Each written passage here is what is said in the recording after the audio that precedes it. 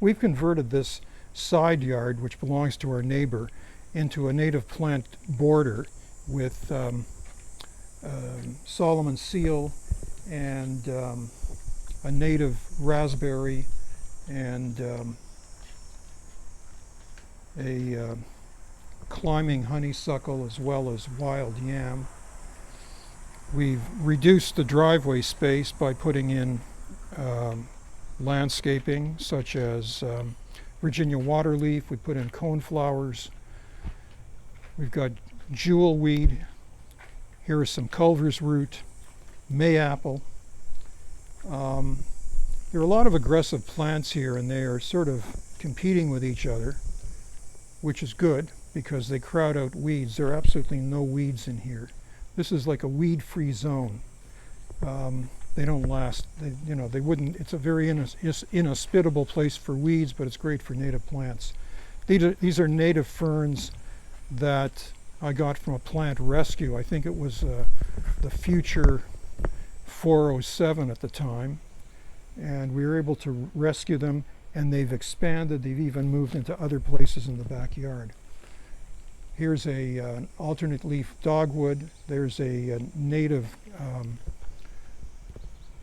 berry plant.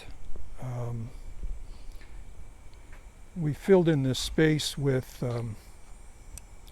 milkweed, common milkweed, anise hyssop, pearly everlasting, palm sedge. This is Joe Pye weed. It's absolutely full of bees. There probably are about 30 bees on this plant. Unbelievable. There's a shed that acts as a border. It replaces a really ugly, dilapidated garage we used to have here. It opens up the space. And this space here is full of woodland wild strawberries, and there's some butterfly milkweed, Culver's, not Culver's, blue vervain. Here's a bee condo, and lots of New England aster over here, Sullivan's milkweed, slender mountain mint, a wood aster that grew here spontaneously, cardinal flower that the bees are enjoying. I've seen one hummingbird here. They're impossible to photograph, at least for me to do. And it's in an old goldfish pond that was here originally. And there's blue lobelia here. There is black snake root, and there's some more mayapple and some false Solomon seal. And this is bladdernut over here.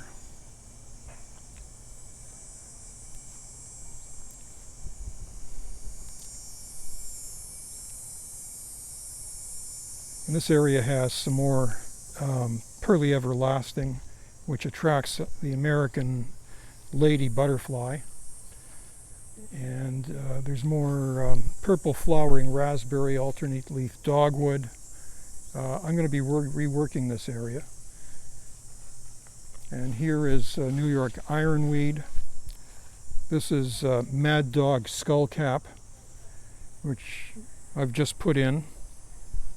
And this area is a bit of a change. We've pulled back some of this American germander. There was just way too much of it. And putting some lower plants in here. That's groundnut. There are 2 groundnut vines growing on that trellis on our neighbor's garage. And this is a tall green-headed coneflower. And this is Indian hemp. I don't know if how clearly it comes up here. It's not the yellow flowers, but it's this plant over here.